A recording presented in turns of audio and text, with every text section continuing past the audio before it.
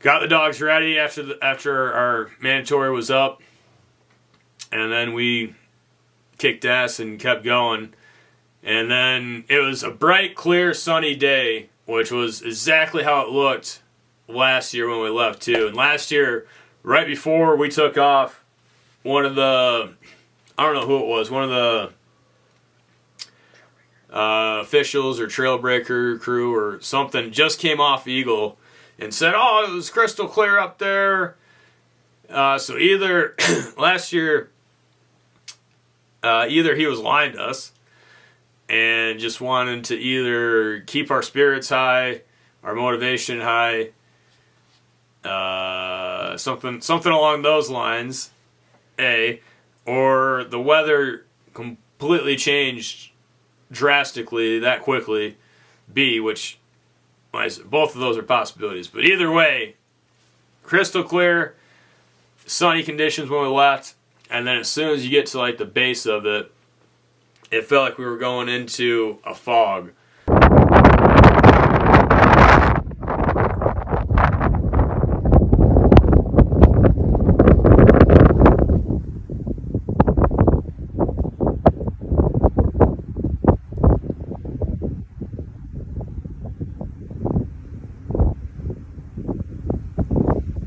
Like the Mist, like if you guys ever seen the movie Mist, it was just like going into that, and just like I said, complete whiteout conditions, head-on wind, and it was pretty crazy. Like overcoming it was awesome, just like these races are, but it was an ordeal that took another 45 minutes or an hour last year.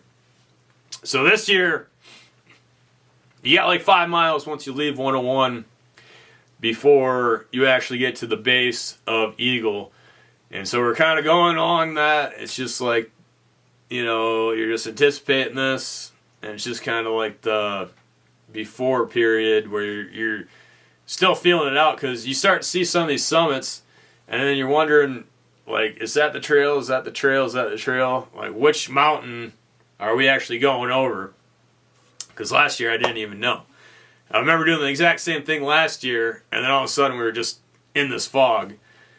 And then this year was kind of doing that, looking all around, and then all of a sudden I remember seeing the exact same spot we were at last year, and this year it was actually clear, and I started getting excited, and I started yelling at the guys like, hey guys, it's clear this time. And then like we kind of made a bend, and you could actually see the entire mountain itself, Eagle Summit, and you could see like a little bit of the haze in the distance, and I knew that had the potential to come in just as quick as it did potentially last year. So I didn't want to get too excited until we're actually on the trail going up, and the trail is pretty distinct this year, and then got to the point where we're actually just going up the incline. Almost to the top of Eagle Summit. This is the first time I actually got to see it in daylight without whiteout conditions. This hill ain't shit on a clear day. Let's go! And I mean, it was nothing. Absolutely nothing. Like it was a steep climb, but for these guys, I mean, there's a hill here. If anybody's watching this that is another musher that trains in the Fairbanks area down the pipeline, that's just like a 1,700, 2,000 foot drop, and coming up that is a lot more steep and challenging going up than Eagle is. So I had to get off the side and push the sled up. Like, don't get me wrong, it was still physically exerting, but practically nothing. Nothing compared to last year whatsoever. So that kind of got me excited. I was super pumped for these guys going up. And the dogs, I mean, I was so proud of them. Finally got to the top, and I took a little video. Let's fucking go! So proud of you guys.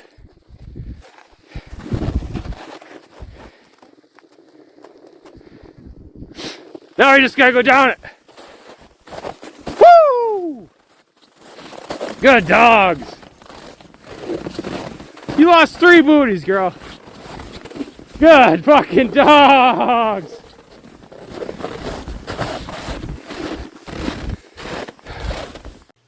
where I could actually see everything. I mean, it was a beautiful view. The sun was just kind of starting to set a little bit, and I could actually experience what the summit of Eagle Summit looked like this year, because last year wasn't able to see anything. And let's pump the dogs up, told them how proud of them I was.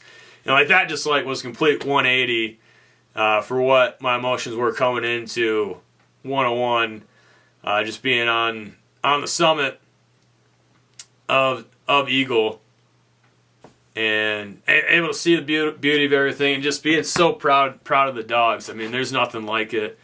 Just having them rip you up those hills and just seeing their excitement in their faces. I mean, all their tails were wagging. They were so pumped, and I was so pumped for them, and like that just like completely re-energized me going forward. And then in that video, you can hear me say, "All you gotta do now is go down it," which is just as big of a challenge, if not more of a challenge going down than it is coming up. Luckily, this year and last year were relatively heavy snowfall years, so there's actually snow on the backside and not just loose rocks. A lot of people actually will bring up drop chains and actually wrap around chains around their runners to increase the friction when they go down, to increase the drag and friction to slow their teams down. We didn't do that. And again, last year, like, had a lot more control over these guys. Again, it was only 12 dog teams too. So we had less dogs and less training on these guys, so they're a lot less crazy. But this year, we started going down, and they have these permanent markers up there that are up there all year round for other people that access those trails during the winter. Snow machiners, things of that nature, because of how prevalent the windy whiteout conditions there are. They have these markers up there, and they're basically, I forget the correct terminology of them, but they're these metal bars that have like 6, 7, 8 like metal bar like pyramids that have their markers on there. And the trail that we're coming down kind of went right around one of those markers, and as they went, a lot of times as you're going around something like that, you'll kind of get sucked into it. As those front dogs, if there's a turn right there, they'll kind of start cutting it. And just as the team gets closer, the rear dogs in the sled can kind of get sucked into that. And I didn't want any of the dogs getting into this metal barricade, basically. And it got to the point where our wheel dog, Goblin, who was on the left-hand side at that point, got really close to that, so I had to completely pull the sled as far right as I could to avoid that from happening. And when that happened, the sled just tipped. And right as we're starting basically the descent going down Eagle Summit, and I did not want that. I did not want to get dragged down on the side of my sled the entire way down Eagle Summit. Yeah, I did not want that to happen. So I still don't know how, but as I was on my side, I was able to like literally push the sled up, like pushed off, like just bounced it perfectly, and got on the runners and kind of like was able to stand back on the runners coming down. And I was just like super stoked that I was able to do that, because I did not want to go down on the side. I know some of my fellow mushers did that this race, so that is, I mean, potentially dangerous for the mushers and potentially the dogs too. So I did not want that to have happen. You want to have as much control as possible going down a hill like that, or a mountain. And then after that, there was a few areas where it was some minor issues as well. So I talked about the fiasco I had with the trash can, and going through just various sets of different bungee cords. I had one bungee cord around my handlebars that holds my snow hooks in place, so if we hit bumps or whatever, they can't get bumped off where they sit underneath the handlebars. And I had to burn that bungee holding down that trash can, and that got lost somewhere along the way. So now I have nothing holding down the handlebars. So at one point, there was 2 points. One of the handlebars actually, or not the handlebars, the snow hooks bounced off, and one time it just caught perfectly and actually stopped us, which wasn't really a big deal. I was able to just set the brake and undo it, put it back on. There was another time though where it bounced off because I'm like barely holding on, like trying to just hold on and steer and do everything I can. So, and trying to kind of hang on to those snow hooks later on, but at this point I wasn't holding on to it, and it just bounced off and went underneath my brake just perfectly, which is not what you want to have happen, because if you get anything underneath, if you get anything underneath your brake, then you can't use your brake because you can't put leverage down on it and actually get the hooks in the brake to actually catch on anything. So now I have no brake going down, and luckily it's not just a straight down coming down eagle. You go down and then you kind of go to the left and it levels out for a little bit, and then you go down a little bit and then it goes to the left a little bit and then it goes down. So it's not just a straight shot down, or else I would have been I would have been rolling down at some point if that was the case. But luckily this kind of happened at one of the points where it was relatively flat. So what I actually ended up doing was grabbing my other snow hook and using that basically as a brake, and then was able to stop the team. The hook wasn't really catching that well though, so I've been working a lot with Miss Y. Every time we come back after a run, she's a lead dog, so she's always the last one being unhooked. And then I'll unhook her, tell her stay, completely wrap up the gang line, like put the harnesses in a pile, and she'll just sit there for that 3 to 5 minutes or whatever, just at the front of the team, just doing that. So I've been really practicing with her and stay. And I just told her, just stay. Because whoa, it stops the team if they feel resistance. If there's nothing there, you can say whoa until you're blue in the face, and they're not going to stop. I mean, as I alluded to coming into 101, I mean, I was screaming whoa. They're not going to stop if they don't feel that resistance. In fact, they'll go faster. But so I just told her, stay. Why? Stay. She's looking at me like, what? And I was able to grab the brake, like just hoping that they don't just start peeling off, and then get the snow hook off after that. And then there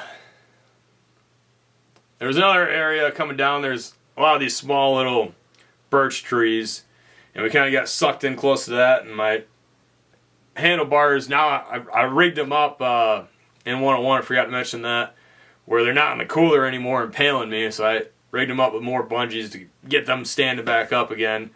And I had my snowshoes on the back of those, and they just took that birch tree completely out.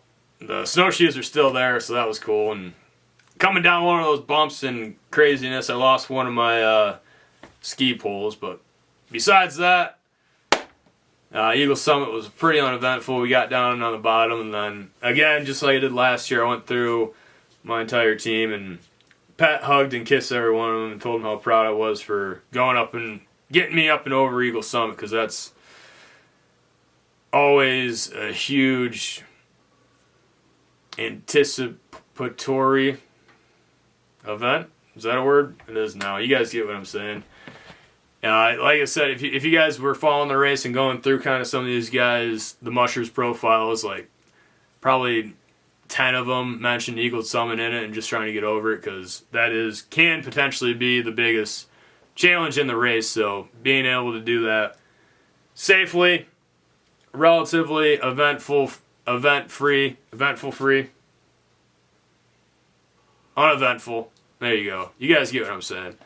It was a good thing this year. So after Eagle Summit, it was pretty uneventful for the most part. Until we hit, is it Cripple Creek? Is what they were calling it? I believe so. In the mushers meeting, they give you a full breakdown of the trail conditions, kind of the trail report for the entire race.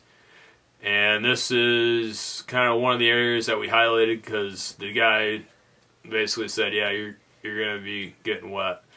You're going to be coming into Central. There's going to be a lot of wet mushers and wet sleds. So we kind of, based off of that, changed our strategy a little bit, because initially we were planning on blowing through Central, and then told Erica that if we do get wet, probably going to change or hang out in Central and try to dry and get everything warm for a little bit after that. And on top of that, I mentioned why, with her issues, she was able to continue on, but that was annotated in the vet book, and I wanted and they wanted to look at her in Central. So due to all that, we were kind of planning on staying in Central at that point because we were anticipating getting wet, and we did get wet. So you're running down on this creek and everything's solid, and I kind of foresaw that when they were going through and giving the potential trail report, this was Wednesday that they would have been on this, and now it's Saturday, Sunday that we're going through it. So a lot can change between now and then. And with it being so cold, I could see all that water being spurted up, refreezing.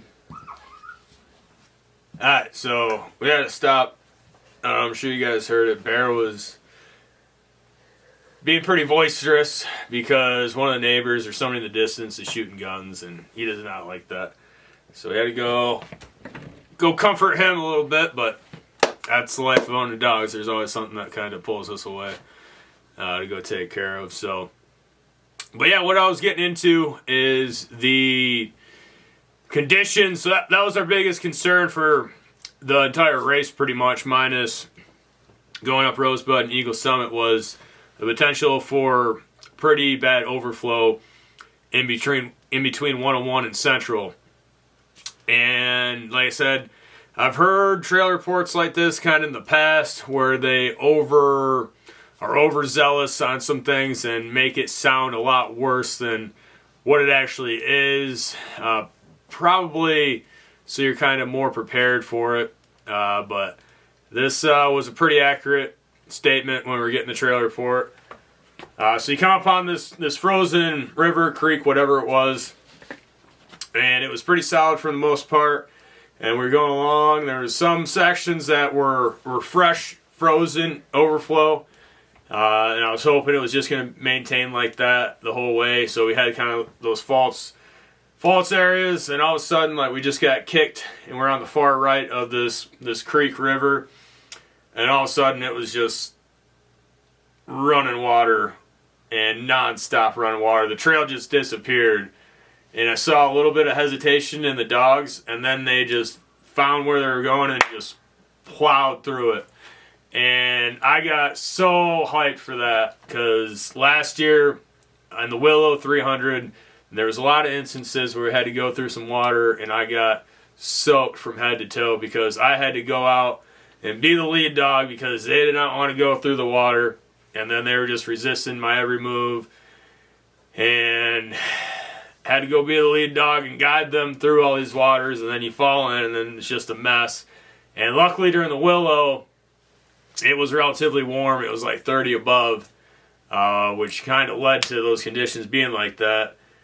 But anyway, these conditions, it was much colder. So I did not want to, in those areas where it was really, really thin ice and we're going through a creek or a river or whatever it was, I did not want to have to get out in front and lead these guys because, like I said, they, excuse me, as soon as the team stops and they know there's water in front of them, I mean, they don't want to go through it. They will resist every one of your moves, and then they're kind of pulling backwards when you're trying to go forward, and they're slipping their collars, and it's just a mess. So I didn't want to have that happen. Like I said, we didn't. They didn't even hesitate. They looked around, assessed, and boom, just plowed right through it. And like I said, it's just an entire river. There's just a bank of trees on both sides. I didn't see any markers. I had no idea where we were going. I was just behind, and the dogs were like, hey, we got this, bud. And they just took us right through that. And then all of a sudden we came out on the other side, and like I'm looking down, and like the water's coming up to like right here. And we're just going through it. And I'm like as buzzed as I am talking to you guys right now. I've never been so happy to get wet because how proud I was of these guys just going through there. Like it still makes me so excited right now talking about it. Like that right there is like why we put so much time in training and everything we did to get these guys and myself ready for this race in particular, like, paid off in dividends right there. Like, all the other bullshit that happened before in that race, like, that alone just made it worth it. Like, it was so... I don't know how to put it in words, but like I said, I've never been that excited to get wet when it's 40 below or however cold it was at that point. And then just staying on the runners, like, we kept on going through it. There was one area after that where it got hard, and then we had to go through some more overflow about the same depth. And they were a little bit more hesitant this time because they knew they were getting wet, and that's why I was kind of thankful because of those.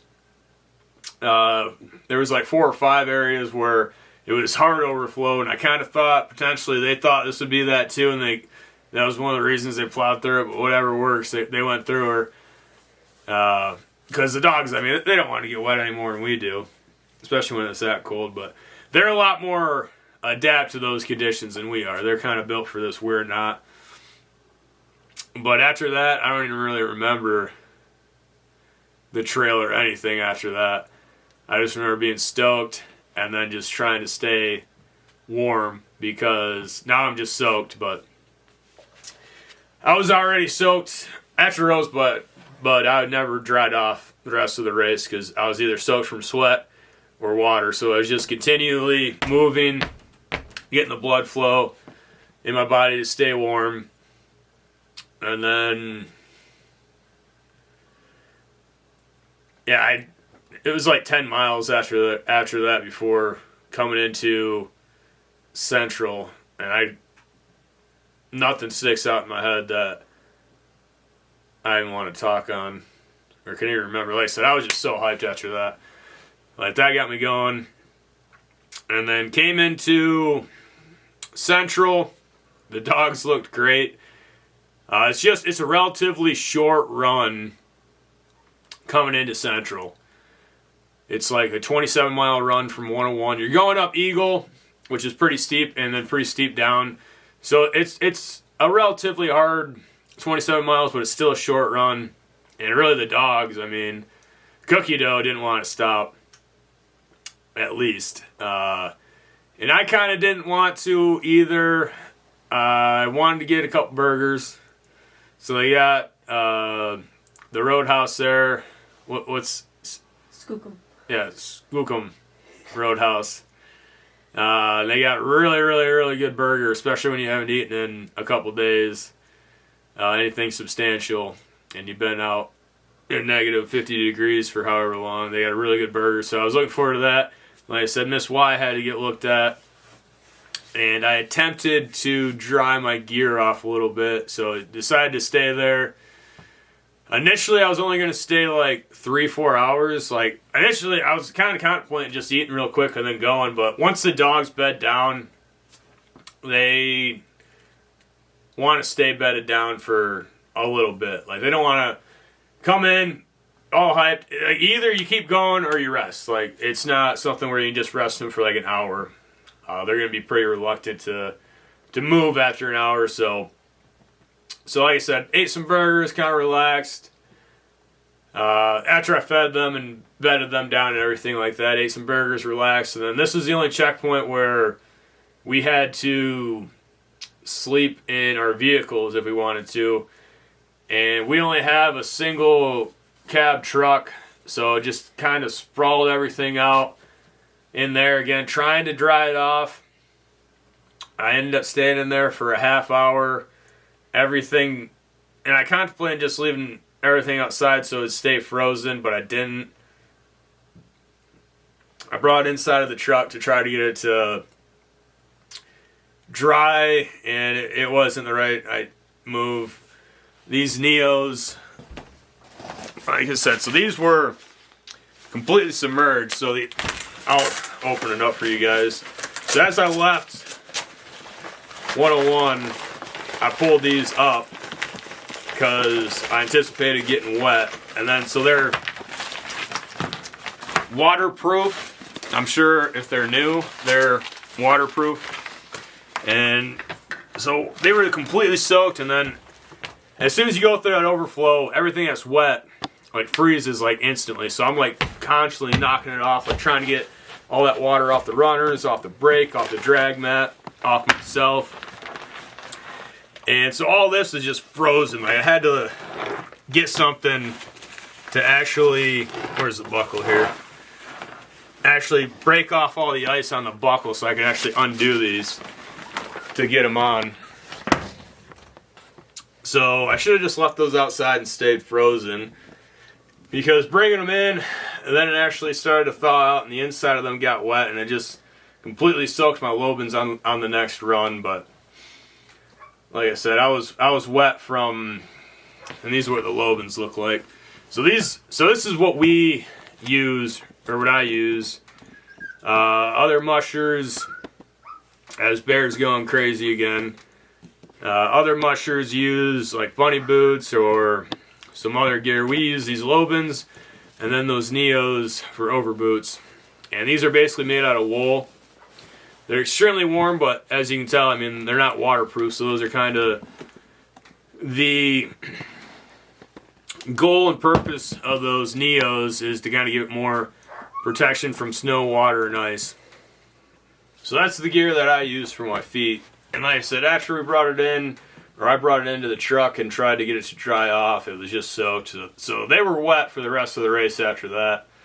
But it's just something you deal with. It was only like 150 miles after that, so it's not that big of a deal. But, so I literally rested in there, like just crossed my legs and just sat down like this basically, and just sat there for 20 minutes, didn't sleep, just kind of relaxed, and then got up, got my gear ready, got back dressed, wet, went out to the team, started getting them ready, and then we took off. I don't even know how long we were there. Yeah, it was like 4 or 5 hours. It was kind of longer than I anticipated, but like I said, the dogs were ready to go before we even stopped, so that 4 or 5 hours just made them. Alright, so we just brought Bear in here because he was still going crazy. So if you hear another dog walking around, that's Bear. Wyatt's still on the bed. But yeah, so rested at Central for 4 or 5 hours, got him ready, and then I got in there just prior to Jason Mackey getting in there. Or I got in there just after him. And did I leave before Jason? Yeah, I left Central before Jason. And right before Boozer left. Rowan Boozer was right behind me. Yep, okay, yep, it's coming back to me. So I left